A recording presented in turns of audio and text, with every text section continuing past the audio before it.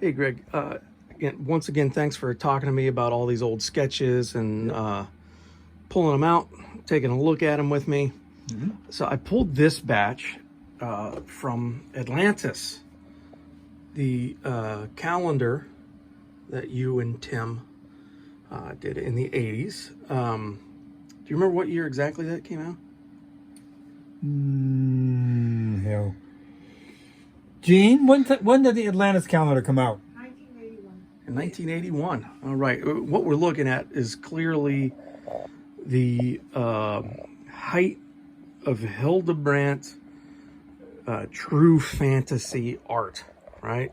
The beasts and monsters, the mix of the sci-fi up there. Can you tell me how this project came about, what it meant to you, what it actually was? I just started working with Gene as my agent, and she and became very friendly with Starlog magazine people, and together they had the concept of Tim and me doing, I think it was Gene's main idea, if I'm not mistaken, to do a bunch of paintings on our version of Atlantis. And so we said, well, hell yeah, that's fantastic. What illustrator wouldn't want to do that? So Tim and I sat down and started coming up with a concept, and we decided that we would not make it look like the Greek resort sort of like place, because even though, Plato was the first one to talk about it, Atlantis, but we decided against that. So what did we do? We went back into all the stuff that we grew up on, everything from Edgar Rice Burroughs to Flash Gordon, Tarzan, Pellucidar, John Carter, EC Comics, Wally Wood, all the great artists of that time frame and those particular comics and all the stuff that we loved, and which would be sci-fi, machinery, beautiful girls, monsters, creatures of all kinds, and this dinosaurs, you name it. We were just throwing everything in we could. Wild environments, giant mushrooms, like in Journey to the Center of the Earth, the movie with James Mason. And so we went nuts with it. And I personally like it, some of the best stuff that I ever did. Unfortunately, the calendar didn't sell. It totally bombed. Atlantis sank for the second time.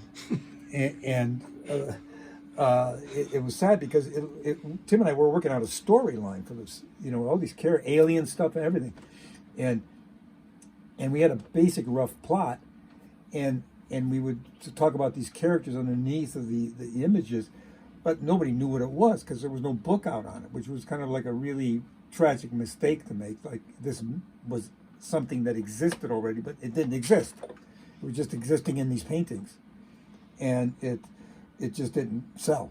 Let's put it that way.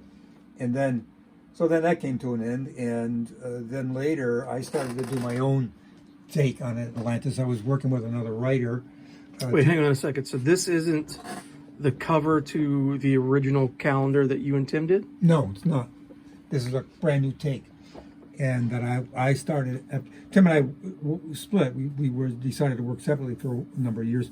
And I decided to pick up an Atlantis concept, which was not based on the story that we had already come up with. It was something new, and that was a cover concept drawing for it. Just a rough sketch this never got developed into anything. Now, I've always wondered this. I see that like this stuff is on a vellum. Yeah, like a tracing paper, like a thick tracing paper. You did that here. You did that on the Lord of the Rings stuff. Why? Why were you drawing that on tracing paper? I didn't have light boxes back then. I mean, I just didn't. I just never thought about a light box, which was really kind of stupid. So you lay your drawing down, and then you wanted to go over it again, start to tighten it up or something. You put another piece of paper on and start to rework the sketch and move things around and redraw it and change it. So the only reason that it's on that tracing paper is because you could trace. So a very practical thing, had nothing to do with the feel of the pencil. Nothing at all, which is the practicality. And I wish I didn't do it because this stuff is so damn delicate now. It's all crinkled all up and everything. And, well, it kind of adds to the aged quality, makes it look like it's some... Yeah. Now, the other thing I wanted to ask that at this time, you know, again, coming out of the rings and doing this, you were doing extraordinarily detailed sketches and drawings going into this stuff. That has changed over the years. Mm-hmm. Now, moving away from that more fully realized sketch, is that a confidence issue that just comes with, I've been doing this so long, I don't need to do something fully realized? Yeah, more or less, it's that. Yeah, it's a kind of a 50, it's two-sided. In this case, and in the Lord of the Rings sketches, I wanted to show the client in the Valentine books and Starlog magazine what the final thing was going to look like. So the tighter the rendering, the more they'd get a concept of what it was they're going to see eventually. Not color, but they see the setup and the drawing of everything. You know, the design of everything in particular.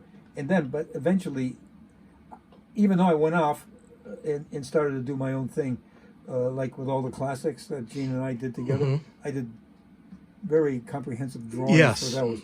Yeah. And those weren't necessarily to show a client. I enjoyed drawing them to that degree. That's what that was all about.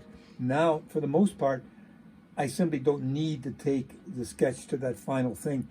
And I, in fact, end up kind of like saving the final drawing until the painting phase, where I start to really focus now on particularities, structure of the face and the nose and the eyes and things. I don't need to have a perfectly tight drawing of that to do that. I'd rather keep it to the painting phase, because for some reason, I don't know whether it's a physical or mental or what the hell it is, but I start to be able to see it more clearly, the structure of things, when I start to paint it. The structure starts to become more clear to me. You know, because you're dealing with lines primarily and some values rendered in. But when you're painting, you're thinking of it more like you're a sculptor, and things get more, I don't know, clearer, more understandable. And so I saved that final drawing to that face, if that makes any sense. Yeah, thank you.